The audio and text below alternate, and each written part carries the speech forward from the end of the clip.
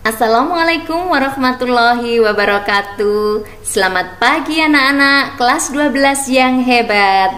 Jumpa lagi dengan Bu Andri pada hari ini dalam mata pelajaran biologi.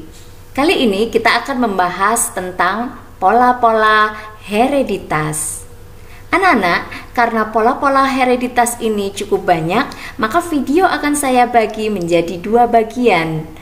Oleh karena itu, simaklah baik-baik pada bagian pertama ini. Selamat menyaksikan. Silang atau crossing over. Pindah silang atau crossing over adalah proses pertukaran segmen dari kromatid-kromatid yang bukan kakak beradik atau non-sister kromatid dari sepasang kromosom yang homolog. Gen-gen yang terpaut pada satu kromosom tidak selalu bersama-sama sewaktu dalam pembentukan gamet. Apabila jarak antara gen tersebut berjauhan, memungkinkan terjadinya pindah silang. Pembentukan sel-sel kelamin atau gamet terjadi melalui pembelahan meiosis. Pada saat meiosis profase 1, masing-masing kromosom akan mengganda membentuk kromatid. Dan pada saat itulah terjadi proses pindah silang. Tempat persilangan antara dua kromatid disebut dengan kiasma. Kromatid yang bersilangan melekat dan terputus. Tempat persilangan antara dua kromatid disebut dengan kiasma. Kromatid yang bersilangan melekat dan tempat persilangan antara dua kromatid disebut dengan kiasma. Kromatid yang bersilangan melekat dan terputus di bagian kiasma. Setiap potongan kemudian melekat pada kromatid yang di sebelahnya secara timbal balik, sehingga akan diperoleh macam gamet yang lebih banyak. Sebagian gamet memiliki gen-gen yang seperti pada induknya disebut dengan gamet tipe parental, sedangkan sebagian gamet yang berbeda dengan gamet induknya disebut dengan gamet tipe rekombinasi. Gamet-gamet tipe parental tidak mengalami pindah silang sehingga dibentuk dalam jumlah yang lebih banyak, sedangkan gamet-gamet terkombinasi jumlahnya lebih sedikit. Akibat dari hal tersebut, yaitu keturunan yang memiliki sifat seperti induknya selalu berjumlah jauh lebih banyak dibandingkan dengan keturunan rekombinasi. Perhatikan perbandingan antara pembentukan gamet pada gen berpaut yang pindah silang dan gen berpaut yang tidak pindah silang berikut ini. Pada gen yang berpaut tetapi tidak berpindah silang, maka pada saat profase 1 mereka menduplikasi dan dihasilkan gamet sebanyak 2 macam saja. Bisa kalian perhatikan di sini, A besar, B besar berpaut, A kecil, B kecil berpaut, kemudian mereka meiosis dan membentuk gamet A besar, B besar, dan A besar, B kecil. Yang ini adalah pembentukan gamet pada gen-gen yang berpaut dan mengalami pindah silang. Pertama-tama, gen-gen ini akan menduplikasikan diri dulu. Kemudian terbentuklah formasi tetrat. Kemudian gen-gen yang terletak berdekatan saling bersilangan membentuk chiasma, kemudian putus, kemudian bertukar, dan akhirnya terbentuklah 4 macam gamet, yaitu A besar, B besar, A besar, B kecil, A kecil, B besar, dan A kecil, B kecil. Gamet yang sama dengan induk yaitu A besar, B besar, dan A kecil, B kecil, ini disebut dengan tipe parental. Kemudian gamet yang hasil dari pindah silang, yaitu A besar, B kecil, dan A kecil, B besar, ini disebut dengan gamet tipe rekombinan. Nah, jumlah gamet tipe parental lebih banyak daripada tipe rekombinasi.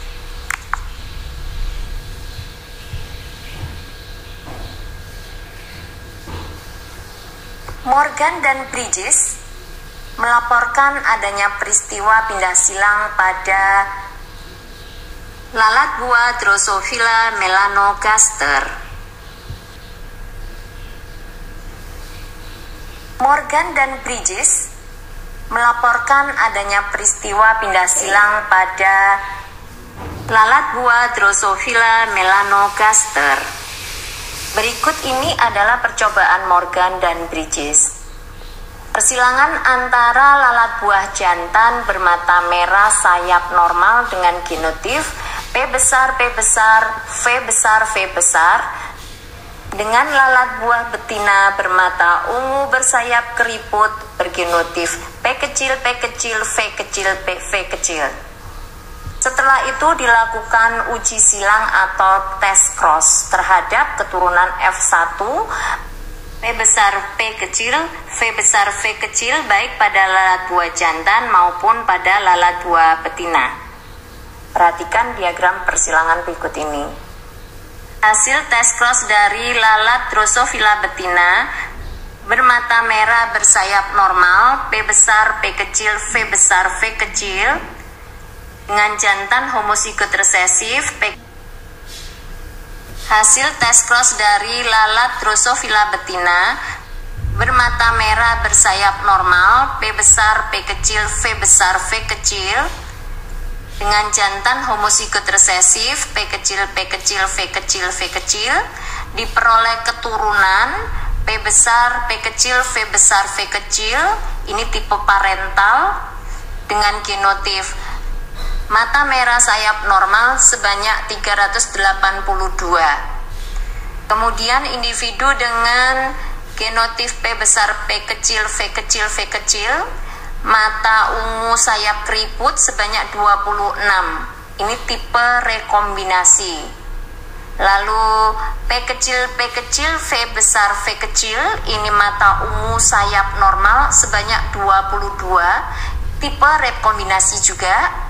Dan yang terakhir ini adalah tipe parental, yaitu P kecil, V kecil, V kecil, mata ungu sayap keriput sebanyak 353 individu. Dari sini kita dapat menghitung nilai pindah silang atau NPS yang dihitung dengan cara NPS itu sama dengan jumlah tipe rekombinasi dibagi jumlah keseluruhan individu dikali 100%. Dari sini kita dapat peroleh nilai NPS-nya adalah 26 ditambah 22 dibagi 773 kali 100% sama dengan 4,9%. Atau dapat dibulatkan menjadi 5%. Nilai pindah silang ini menunjukkan kekuatan pindah silang antar gen-gen. Jadi kalau semakin besar nilainya berarti semakin besar kemungkinan terjadinya pindah silang, yang berarti letak dari gen-gen itu berjauhan. Sebaliknya jika nilainya semakin kecil berarti letak antara gen itu saling berdekatan karena kekuatan pindah silangnya kecil. Satuan pindah silang adalah Morgan untuk menghormati Morgan dan Bridges sebagai penemunya. Demikian anak-anak tentang pindah silang. Pola-pola hereditas. Pola-pola hereditas mencakup pewarisan sifat induk pada keturunannya melalui gamet dengan mengikuti aturan tertentu. Prinsip pewarisan sifat tersebut telah dikemukakan oleh Mendel. Contohnya, perbandingan fenotip pada F2 perkawinan dihibrid sama dengan 9:3:3:1 yang sejak awal abad ke-20 prinsip-prinsip tersebut telah diterima. Prinsip Mendel di atas dijabarkan oleh W.S. Sutton sebagai pola-pola hereditas dengan menjelaskan tentang kromosom sebagai berikut. 1. Jumlah kromosom yang digandung oleh sel sperma dan sel telur adalah sama, yaitu separuh dari jumlah kromosom sel tubuh. 2. Organisme baru sebagai hasil fertilisasi ovum oleh sperma mengandung 2 perangkat kromosom atau diploid pada setiap selnya, seperti halnya pada tiap sel induk. 3. Dalam meiosis, kedua perangkat kromosom memisah secara bebas. 4. Bentuk dan identitas setiap kromosom adalah tetap, sekalipun melalui proses pembelahan meiosis dan mitosis. Begitu pula masing-masing gen sebagai faktor menurun adalah mantan. Ternyata, penyelidikan lebih lanjut memberikan hasil yang tidak selalu sama sesuai pendapat Sutton.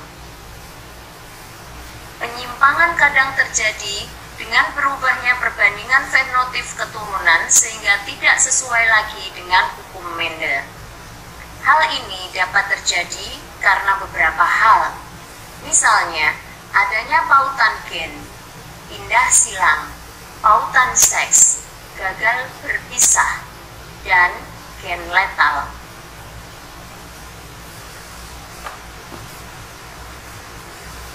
Pautan gen. Pautan gen adalah peristiwa di mana beberapa gen yang bukan sealel terdapat pada satu kromosom yang sama. Disebut juga gen berangkai atau linkage.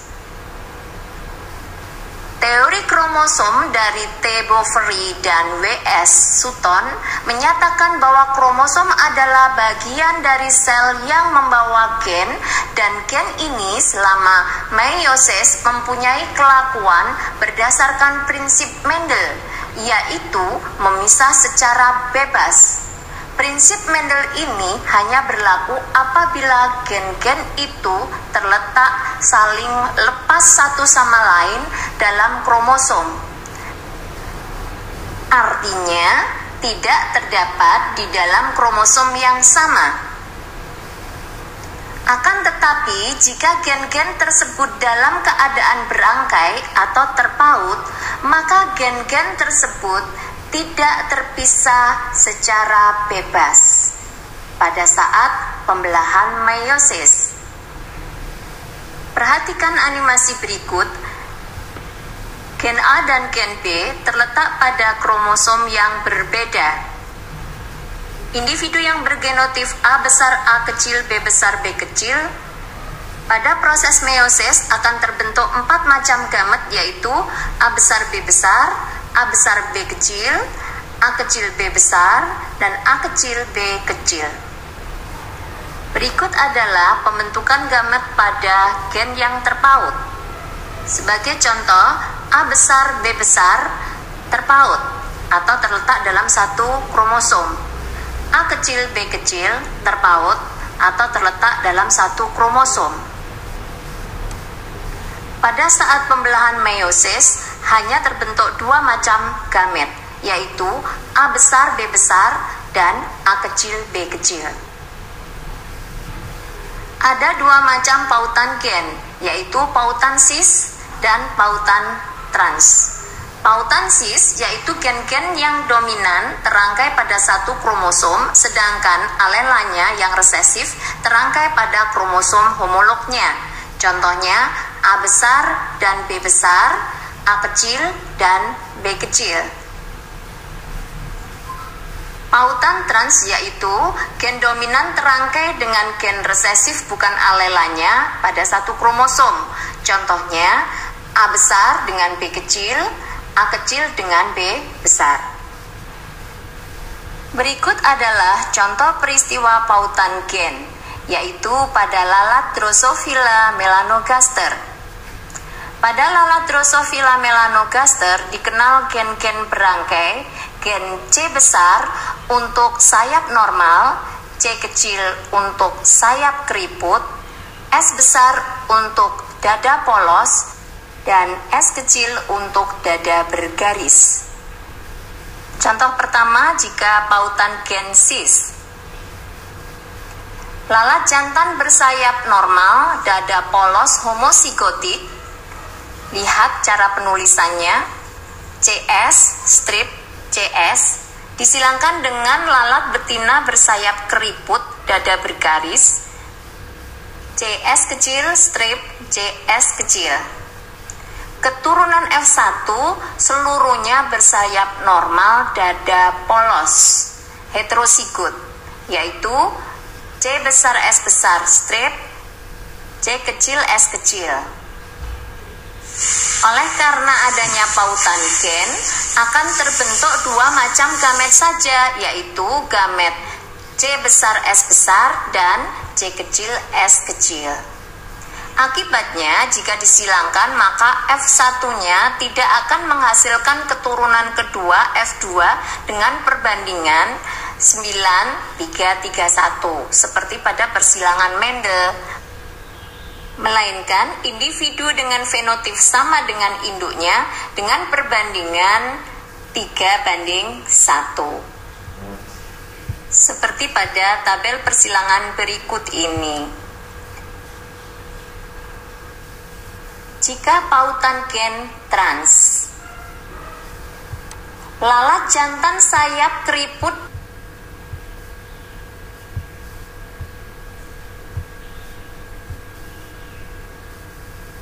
perhatikan diagram persilangan pautan cis berikut ini. Pautan cis itu terjadi jika gen-gen yang dominan terletak pada kromosom yang sama, yaitu C besar dengan S besar pada kromosom yang sama, dan C kecil dan S kecil terletak pada kromosom homolognya.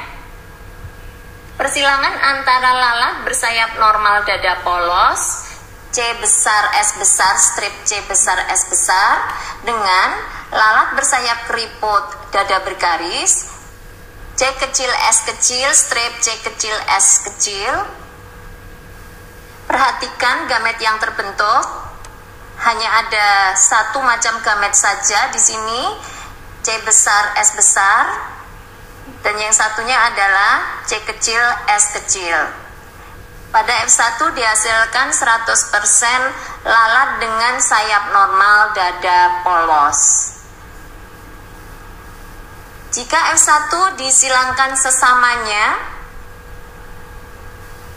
perhatikan di sini, gamet yang terbentuk hanya dua macam, yaitu C besar S besar dan C kecil S kecil. Maka hasilnya adalah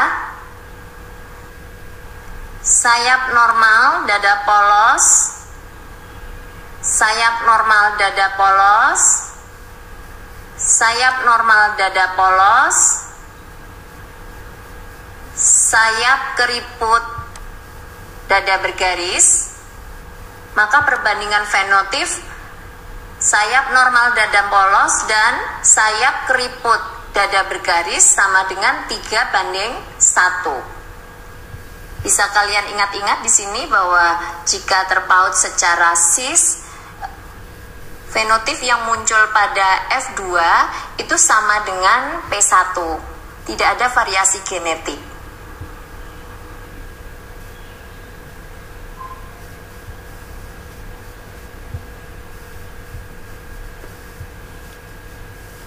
Jika pautan gen trans, lalat jantan sayap keriput dada normal homosigotik, C kecil S besar strip, C kecil S besar strip, disilangkan dengan lalat betina bersayap normal dada bergaris homosigotik. C besar S kecil strip, C besar S kecil. Diperoleh keturunan pertama atau F1 seluruhnya bersayap normal dada polos heterozigot. C besar S kecil strip, C kecil S besar. Seperti pada pautan genesis, maka hanya akan dibentuk dua gamet, yaitu C besar S kecil dan C kecil S besar. Jika disilangkan antar F1, maka akan dihasilkan keturunan F2, yaitu lalat sayap normal dada polos dan lalat sayap normal dada bergaris, serta lalat sayap keriput dada bergaris dengan perbandingan 2:1:1.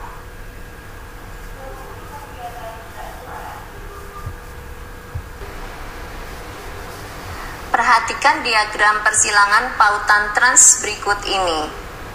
Jika terpaut secara trans berarti gen dominan dengan gen resesif terletak pada kromosom yang sama. Perhatikan persilangan antara lalat bersayap keriput berdada polos dengan genotip C kecil S besar straight, C kecil S besar straight dengan lalat bersayap normal dada bergaris dengan genotip C besar S kecil strip, C besar S kecil strip. Perhatikan gamet yang terbentuk, C kecil S besar dan C besar S kecil. F1 100% bersayap normal berdada polos. Jika F1 sesamanya disilangkan, perhatikan gamet yang terbentuk hanya dua macam, yaitu C besar S kecil dan C kecil S besar. Kita lihat papan caturnya. Nah, lihat yang muncul, C besar S kecil strip C besar S kecil, dada sayap normal dada bergaris. Sayap normal dada polos, sayap normal dada polos, sayap keriput dada polos, sehingga dihasilkan perbandingan fenotip sayap normal dada bergaris, sayap normal dada polos, sayap keriput dada polos sebanyak 1:2:1. Perhatikan bedanya dengan pautan secara cis di sini anak-anak. Pada pautan trans muncul variasi baru yang berbeda dengan P1, yaitu sayap normal dada polos. Silang atau crossing over. Pindah silang atau crossing over adalah proses pertukaran segmen dari kromatid-kromatid yang bukan kakak beradik atau non-sister kromatid dari sepasang kromosom yang homolog.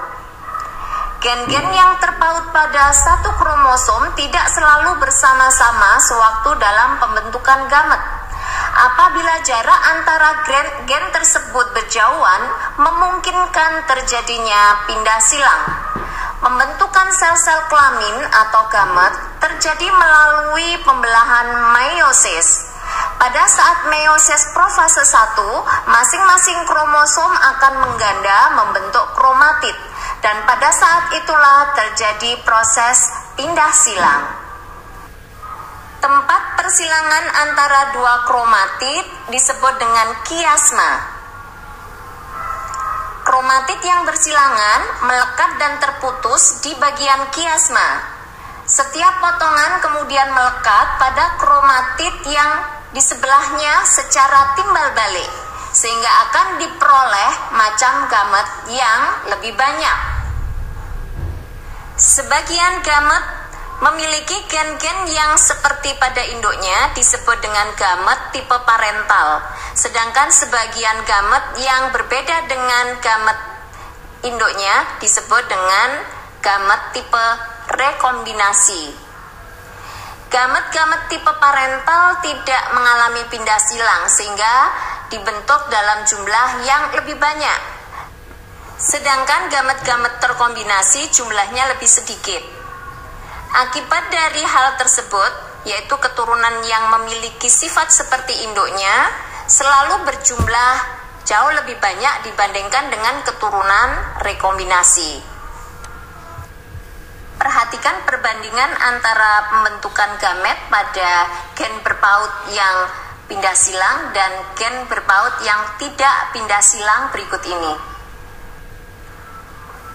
Pada gen yang berpaut tetapi tidak berpindah silang, maka pada saat profase 1 mereka menduplikasi dan dihasilkan gamet sebanyak 2 macam saja.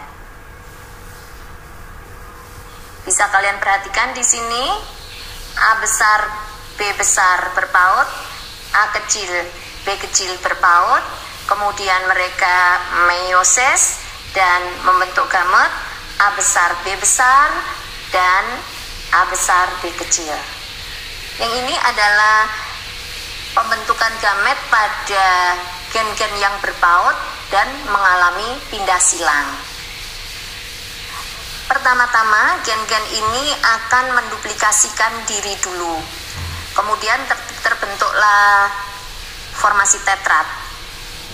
Kemudian gen-gen yang terletak berdekatan saling bersilangan membentuk chiasma, kemudian putus, kemudian bertukar, dan akhirnya terbentuklah 4 macam gamet, yaitu A besar, B besar, A besar, B kecil, A kecil, B besar, dan A kecil, B kecil.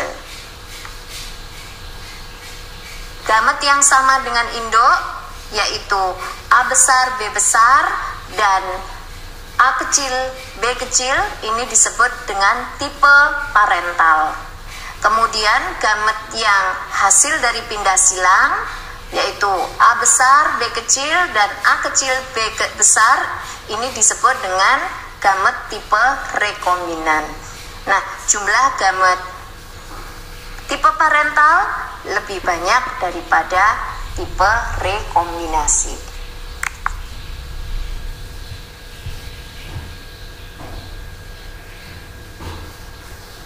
Morgan dan Bridges melaporkan adanya peristiwa pindah silang pada lalat buah Drosophila melanogaster. Morgan dan Bridges melaporkan adanya peristiwa pindah silang pada lalat buah Drosophila melanogaster. Berikut ini adalah percobaan Morgan dan Bridges. Persilangan antara lalat buah jantan bermata merah sayap normal dengan genotif P besar, P besar, V besar, V besar dengan lalat buah betina bermata ungu bersayap keriput bergenotif P kecil, P kecil, V kecil, V kecil. Setelah itu dilakukan uji silang atau tes cross terhadap keturunan F1 P besar P kecil, V besar V kecil baik pada lalat buah jantan maupun pada lalat buah betina. Perhatikan diagram persilangan berikut ini. Hasil tes cross dari lalat Drosophila betina bermata merah bersayap normal P besar P kecil, V besar V kecil dengan jantan homozigot resesif P. Hasil tes cross dari lalat Drosophila betina mata merah sayap normal dengan genotif P besar P kecil, V besar V kecil dengan lalat jantan mata ungu sayap keriput P kecil, P kecil, V kecil, V kecil diperoleh keturunan P besar P kecil, V besar V kecil mata merah sayap normal sebanyak 382. Ini adalah tipe parental. P besar P kecil, V kecil, V kecil, mata ungu sayap keriput sebanyak 16. Ini tipe rekombinasi. P kecil, V besar, V kecil, mata ungu sayap normal, sebanyak 22, ini tipe rekombinasi.